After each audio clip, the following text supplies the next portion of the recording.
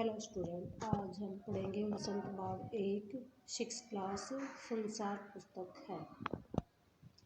वह लेसन है हमारा।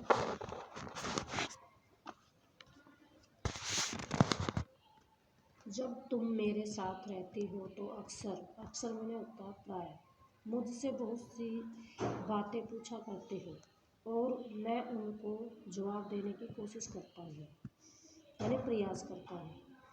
लेकिन अब जब तुम मैसूरी में हो और मैं इलाहाबाद में, हम दोनों उसी तरह बातचीत नहीं कर सकते। इसीलिए मैंने इरादा किया है कि कभी कभी तुम्हें इस दुनिया की और उन छोटे बड़े देशों की जो इस दुनिया में है छोटी छोटी कथाएं लिखा करूं।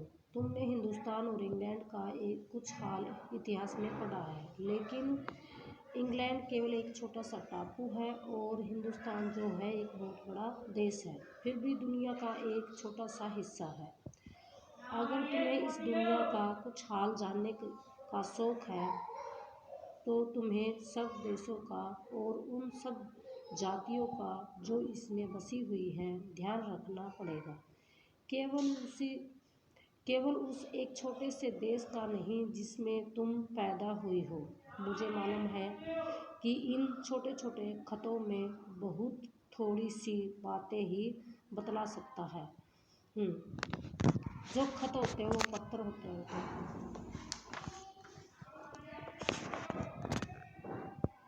लेकिन मुझे आशा है कि इन थोड़ी सी बातों को भी तुम शौक से पढ़ोगे और समझोगे कि दुनिया एक है और दूसरे लोग जो इसमें आबाद हैं और हमारे भाई बहन हैं। जब तुम बड़ी हो जाओगी तो तुम दुनिया और उसके आदमियों का हाल मोटी मोटी किताबों में पढ़ोगे। उसमें तुम्हें जितना आनंद मिलेगा उतना ही किसी कहानी या उपन्यास में न होगा।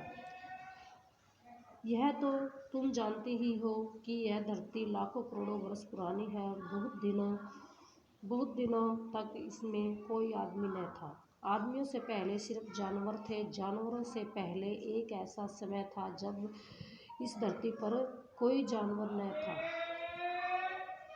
थी, और आज जब यह दुनिया हर तरह के जानवरों और आदमियों से भरी हुई है, उस जमाने का ख्याल करना भी मुश्किल है जब यहाँ कुछ न था। लेकिन विज्ञान और जानने वाले विद्वानों ने, जिन्होंने इस विषय को खूब सोचा और पढ़ा है, लिखा है कि एक समय ऐसा था जब यह धरती बेहद गर्म थी और इस पर कोई जानवर चीज़ नहीं रह सकती थी। और अगर हम उनकी किताबें पढ़ें और पहाड़ों और जानवरों की पुरानी हड्डियों को गौर से देखें तो हम खुद मालूम होगा कि ऐसा समय ज़रूर रहा होगा।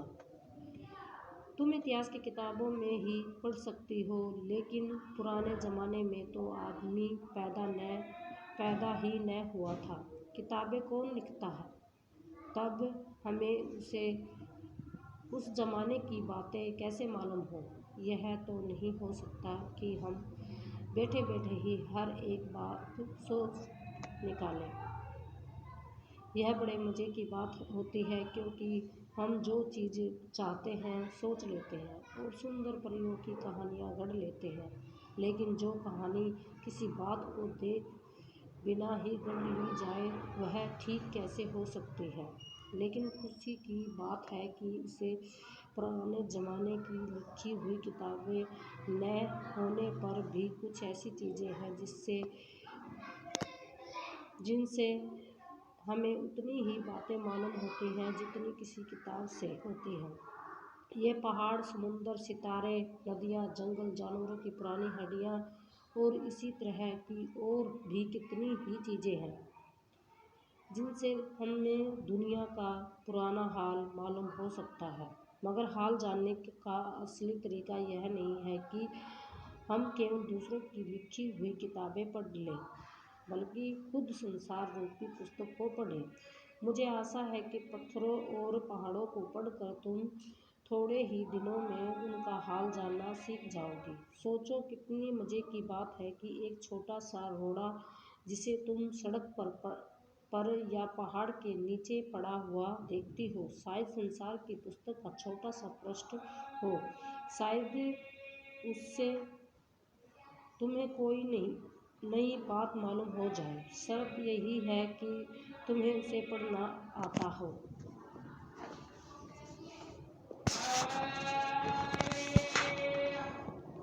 कोई ज़ुबान उर्दू, हिंदी और अंग्रेज़ी सीखने के लिए तुम्हें उसके अक्षर सीखने होते हैं। उसी तरह पहले तुम्हें प्रकृति के अक्षर पढ़ने पड़ेंगे, तभी तुम उसकी कहानी और उसके पत्थरों और चट्टानों की किताब से पढ़ सकोगी। शायद अब भी तुम उसे थोड़ा थोड़ा पढ़ना जानती हो। जब तुम कोई छोटा सा गोल चमकीला रोड़ा देखती हो तो क्या वह तुम्हें कुछ बतलाता है? यह कैसे गोल और चिकना और चमकीला हो गया, और उसके खुरदरे किनारे या कोने क्या हुए? अगर तुम किसी बड़े चट्टान को तोड़कर टुकड़े टुकड़े कर डालो तो हर एक टुकड़ा खुरदरा और नुकीला होगा। यह गोल चमकीले चिकने रोड़े की तरह बिल्कुल नहीं होता। फिर यह रोड़ा कैसे इतना चमकीला, चिकना और गोल हो गया? अगर तुम्हारी आंखें देखी और कान सुने तो तुम उसी के मुंह से उसकी कहानी सुन सकती हो। वह तुमसे कहेगा कि एक समय जिससे शायद बहुत दिन गुजरे हों, वह भी एक चट्टान का टुकड़ा था। ठीक उसी टुकड़े की तरह उसमें किनारे और कोने थे जिसे तुम बड़ी चट्टान से तोड़ती हो। शायद वह किसी पहाड़ के दामन में पड़ा रहा, तब पानी आया और उसे बहाकर छोटी घाटी तक ले गया। वहाँ से एक पहाड़ी नाले ने ढकेल कर उसे एक छोटे से दरिया में पहुँचा दिया। इस छोटे सी दरिया से वह बड़े दरिया में पहुँचा और इस बीच वह दरिया के पैंदे में लुढ़कता रहा कि एक नदी से दूसरी नदी में लुढ़कता चला गया और वह चिकना हो गया और उसके किनारे घिस गए। जो वो चट्टान से टूटा था वो रोड़ा, और फिर वो दूसरी दरिया से चला गया, एक दरिया से दूसरी दरिया में चला गया और वह चिकना और चमकदार हो गया। इसी तरह वह कंकड़ बना, यानी रोड़ा बन गया। वो जो तुम्हारे सामने है, किसी वजह से दरिया उसे छोड़ गया।